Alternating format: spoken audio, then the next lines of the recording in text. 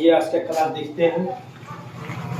आज के क्लास देखते हैं JMS कोचिंग सेंटर रो में क्लास 10 का एक्सरसाइज 3.1 NCERT का फर्स्ट क्वेश्चन। क्लास 10 NCERT का फर्स्ट क्वेश्चन है 3.1। प्रश्न क्या कह रहा है कि अफ्ताब अपनी पुत्री से कहता है, अफ्ताब अपनी पुत्री से कहता है 7 वर्ष पूर्व मैं तुमसे 7 गुनी आयु का था। 7 वर्ष पूर्व मैं तुमसे 7 गुनी आयु का था। 7 वर्ष पूर्व मैं 7 वर्ष पूर्व मैं तुमसे 7 गुनी का था। अब से 3 वर्ष बाद मैं तुमसे केवल 3 गुनी आयु का रह जाऊंगा। अब से 3 वर्ष बाद मैं तुमसे 3 गुनी आयु का रह जाऊंगा।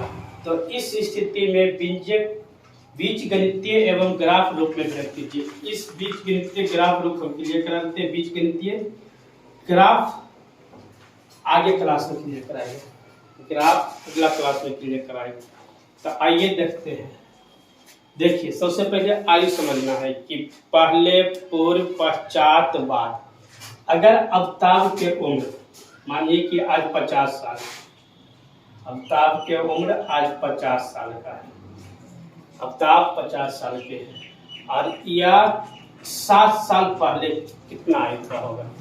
तो 7 साल पहले के मतलब पीछे जाना है, तो ये मतलब माइनस करना है। तो 7 साल पहले ये 43 साल के होगा।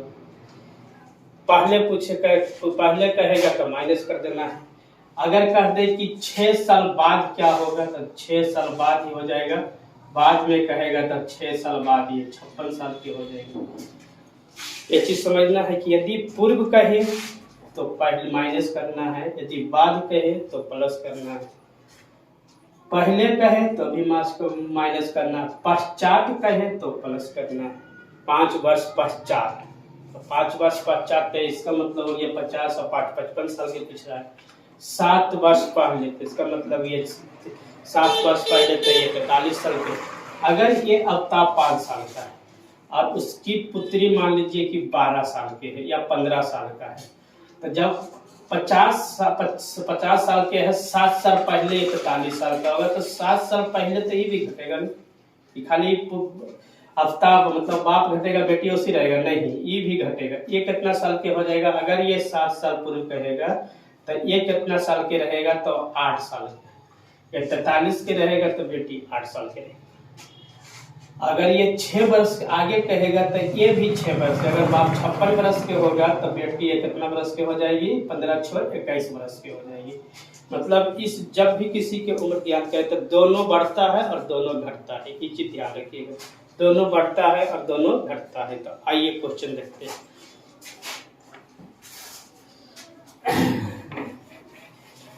प्रश्न कह रहा है कि अफ्ताब अपनी पुत्री से कहता है कि 7 वर्ष पूर्व, क्या इसमें अफ्ताब का उम्र निश्चित किया गया कि हाँ ये 10 साल के, 15 साल के, 20 साल के, 25 साल के, 30 साल के, 40 साल के, कुछ निश्चित नहीं किया गया है। तो इसे हम मान लेते हैं कि माना कि अफ्ताब की आयु X वर्ष है। अफ्ताब की आयु X वर्ष है। तब इसमें एगो है अपनी पुत्री से कहती है, तो पुत्री की आयु 22 वर्ष है। पुत्री की आयु 22 वर्ष है। इन दोनों के आयु हम निकाल लिए कि माना कि पिता अफ्ताब की उम्र X वर्ष है, पुत्री का उम्र 22 वर्ष है। तो पुत्री की उम्र 22 वर्ष है। अब प्रश्न से देखते हैं। प्रश्न से क्या बोल रहा है। कह रहा है अफ्ताब अपनी पुत्री से कहता है 7 वर्ष पूर्व। तो पूर्व में ही बताएंगे, पूर्व में माइनस करना है। निश्चित उम्र में माने क्या X। तो लिखेंगे 7 वर्ष पूर्व 7 वर्ष पूर्व आफ्ताब की आयु 7 वर्ष पूर्व, मतलब -x-7। अगर यहाँ आता है कि 50 वर्ष निश्चित उम्र था, 50 वर्ष तो 7 वर्ष पूर्व तो 50 में 40 वर्ष होता है, लेकिन हम निश्चित उम्र कितना है x वर्ष पे, x-7 7 वर्ष पूर्व पुत्री की आयु y-7, क्योंकि पुत्री की आयु y-7। अब इसमें कहता है कि 7 वर्ष पूर्व मैंने तुमसे 7 गुनी आयु के था, 7 वर्ष पहले मैं तुमसे 7 गुनी आयु के था। तो आफ्ताब कितना का है x-7, पुत्री कितना का है y-7, और इसका कितना गुना है आफ्ताब 7 गुनी के था। हमेशा ये गुना गुनी लिखा रहता है, हमेशा ये छोटा मान में गुना करना है, जो छोटा है उससे। बेटी बड़ा है बाप से, बेटी से बड़ा है बाप, तो बेटी से बड़ा बाप है, सॉरी बेटी से बड़ा है बाप, तो बड़ा बेटी में गुना करना है छोटा वाला, ये नहीं कि बाप में गुना कर देना। तो x-7 और 7 गुना y 7y equal to 7y -49। अब ये 7y की इधर ले लाते प्लस में तो माइनस में, और इधर -49 + 7, तो x-7y बराबर -42। ये समीकरण फर्स्ट। अब देखना है समीकरण सेकेंड। अब यहाँ था कि अब से 3 वर्ष बाद मैं तुमसे केवल 3 गुनी आयु करा जाऊंगा। अब से 3 वर्ष के बाद, मतलब x से 3 वर्ष बाद, तो अब 3 वर्ष बाद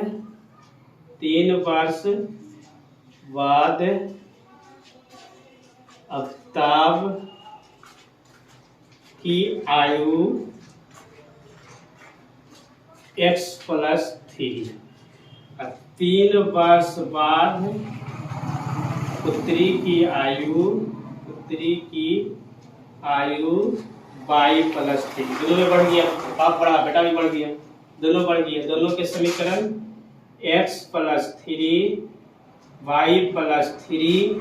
3 वर्ष बाद मैं तुमसे केवल 3 गुनी के, कितना गुना के 3 गुना के, तो जे छोटा उसमें गुना कर देना है हमारा कितना 3 गुना। तो x+3 3y 3 गुना y 3y और 3y इधर लेना है 3y के, x+3 3y -3y। ध्यान देना है कि 3y के ई पर लाना है, 3y के ई पर लाना है, तो x ऑलरेडी से है, 3y के ई पर लाना है तो -3y, इधर 9 पहले से है, ये प्लस में 3 यहीं पर ले जाएंगे तो माइनस, x -3y बराबर कितना 6। इस समीकरण सेकेंड, ये समीकरण फर्स्ट, ये समीकरण सेकेंड।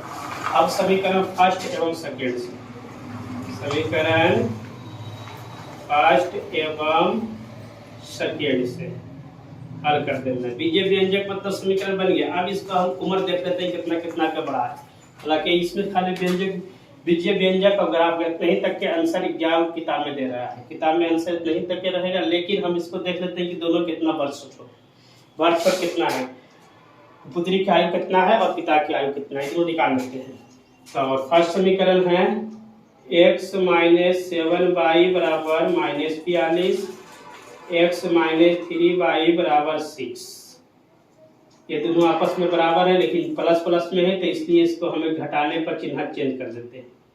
घटाने पर माइनस प्लस माइनस, तो कट गया प्लस माइनस से, 7 में से 3 गया -4y, और 42 से 6 48 -48, ये माइनस से ये माइनस खत्म, 12 चौक 48, y बराबर 12, मतलब पुत्री की उम्र हो गई कितना 12 साल की। जब पुत्री की उम्र 12 साल की है तो पिता कितना साल के होगा देख ले। तो समीकरण फर्स्ट में y के मान देने पर, समीकरण फर्स्ट में y का मान देने पर, y का मान देने पर समीकरण फर्स्ट x -7y बराबर -42, x -7y बराबर -42, x -7y बराबर -42। तो वाई के मान है 12। तो x माइनस 7 गुना 12 बराबर माइनस 42। तो x माइने बढ़ सकते 84 बराबर माइनस 42। तो x बराबर माइनस 42 प्लस 84। तो x बराबर 42 प्लस 42। मतलब जब पिता 42 साल के होगा तो पुत्री 12 साल। तो जब पिता 42 साल के होगा तो पुत्री 12 साल के होगा। इसका ग्राफ हम खिंचवा देंगे अगला वीडियो में। इस तरह से NCERT 10 क्लास के क्लास करने के लिए फेसबुक और यूट्यूब पर वीडियो डालते रहेंगे।